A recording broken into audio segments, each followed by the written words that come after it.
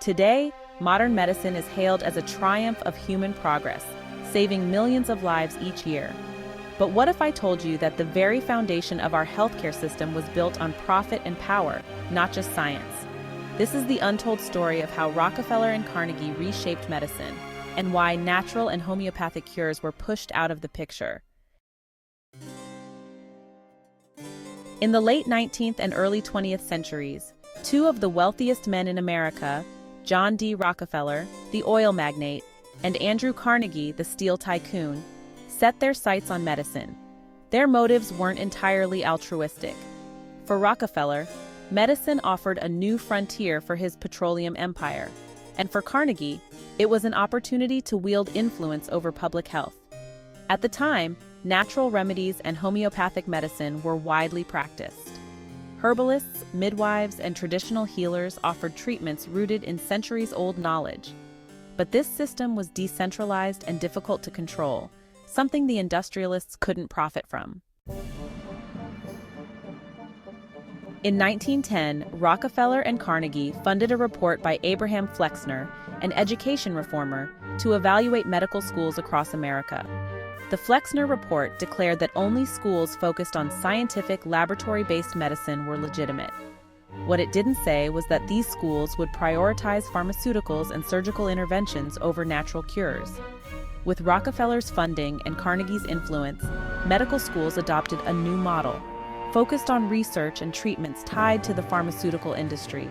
Schools teaching natural and homeopathic medicine were systematically defunded and labeled as quackery. Here's where it gets interesting. Many of the newly developed modern medicines were derived from petroleum byproducts, an area Rockefeller had already cornered through Standard Oil. This meant that Rockefeller could control both the raw materials and the profits from the pharmaceutical industry. Chemicals derived from petroleum became the foundation for antibiotics, painkillers, and other drugs. While some of these innovations were revolutionary, they often came at the expense of exploring natural alternatives. As the pharmaceutical industry grew, natural and homeopathic treatments were increasingly demonized. Laws were passed to regulate medicine, favoring pharmaceutical drugs. Practitioners of natural medicine were ostracized, and their practices were labeled pseudoscience. Many argue that this shift wasn't just about improving healthcare, it was about eliminating competition. After all, you can't patent a plant, but you can patent a synthetic drug.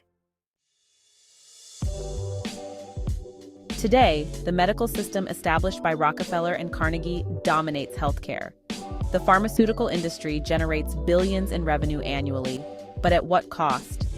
Critics argue that the system prioritizes profit over prevention and suppresses natural alternatives that could provide real cures.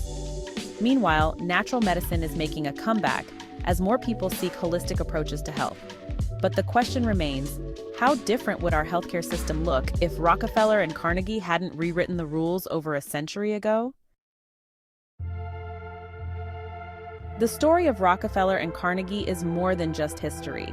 It's a cautionary tale.